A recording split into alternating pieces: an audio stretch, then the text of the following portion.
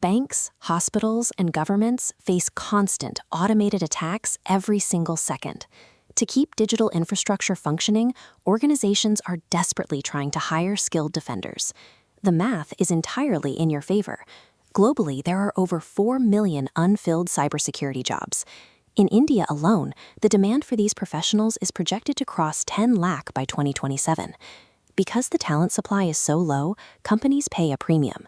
Freshers routinely start between 4 to 8 lakhs per year. Senior professionals easily scale past 25 lakhs, with some clearing over 1 crore. And because cyber attacks continue regardless of the economy, these salaries are highly insulated from recessions. Success requires navigating a matrix of distinct micro-careers. Choosing a path that contradicts your natural strengths means wasting months on the wrong certifications and risking burnout before you even land a role. We can solve this by plotting your options on the cyber career matrix. This chart maps out the entire industry. The horizontal axis measures your technical baseline, ranging from analytical, non-technical roles on the left to deep coding and technical execution on the right. The vertical axis of this matrix measures your work environment. At the top, you have highly predictable corporate jobs with stable salaries. At the bottom, you have independent, high-risk paths where you eat what you kill. Long-term success in cybersecurity requires matching your existing skills and your personal risk tolerance to the correct quadrant. Let's look at the options. We will start in the top left quadrant, the high-stability, entry-level corporate roles. These are the frontline defenders serving as the industry's gatekeepers. This scorecard for the SOC Analyst shows why it's a common entry point. The barrier to entry is low, and the core duty is monitoring security tools. Financially, you start at L1, earning 4 to 6 lakhs, eventually scaling up to L3 senior levels at 15 to 25 lakhs. The trade-off here is lifestyle. You are monitoring logs in a SIEM tool, which can be highly monotonous. And because hackers don't sleep, SOC analysts often work grueling 24/7 rotational shifts. When sensors detect an active intrusion, the environment shifts instantly. You are no longer just watching screens. You are isolating infected hosts, blocking malicious IP addresses, and trying to stop data from being exfiltrated while the clock is ticking. That is when the incident responders step in. They are the digital firefighters. They earn higher pay and deep respect, but the expectation is brutal. They must perform complex digital forensics flawlessly while the corporate house is literally burning down. These frontline roles carry a heavy operational tax. But if your goal is to secure a reliable paycheck and break into the industry as fast as possible, this is your safest bet. Moving over to the top right quadrant, we find roles that demand intense technical knowledge but yield massive financial returns. This scatter plot tracks the relationship between effort and financial impact. High in the top right is the penetration tester, requiring heavy scripting to simulate real-world attacks. Just above that is the application security engineer. Mastering languages like Java or Python lets you secure code before it ships. Finally, at the absolute peak of financial impact, the cloud security engineer. By securing AWS and Azure infrastructure, your market value skyrockets. Eventually, the technical elite evolve into security architects.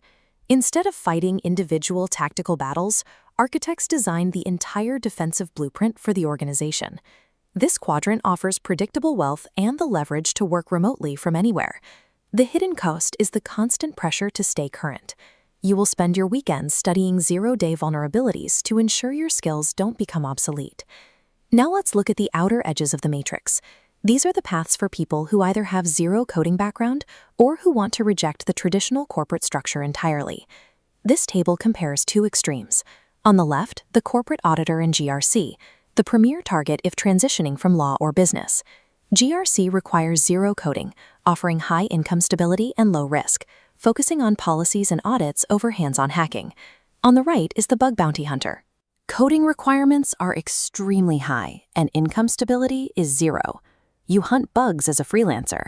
Finding one yields a massive payout, but if you don't, you earn nothing. Keep in mind, highly experienced professionals from either of these paths often pivot into independent consulting or training, allowing them to dictate their own schedules and command massive hourly rates. But if you stay within the corporate structure and climb to the absolute top, you reach the CISO, the Chief Information Security Officer.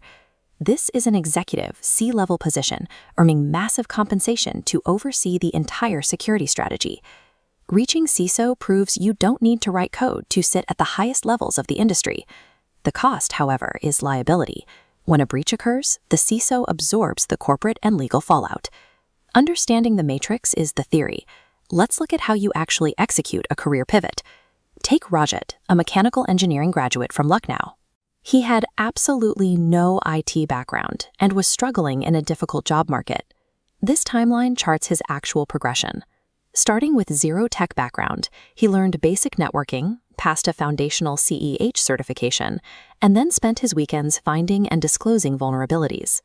Rajat's documented vulnerability disclosures functioned as technical proof of work. By including links to verified security reports on his resume, he provided immediate evidence of his value. This allowed him to prove his skills directly to hiring managers, bypassing the automated HR filters that often screen out candidates without traditional degrees. Here is your 3-step plan. First, build a networking foundation. Second, pick a specific specialization. Third, acquire the entry-level certification. If you have strong analytical logic but zero desire to write code, target the GRC path. If you want the fastest, safest entry into the industry, and you can tolerate the shift work, target the SOC L1 path. Once you identify your strengths, you can confidently commit to a specific specialization and start building your own portfolio. Whichever quadrant you choose, the mission remains critical. You are defending vital infrastructure, and the market pays exceptionally well for that protection. In the next tutorial, we will map out the exact certifications you need to get hired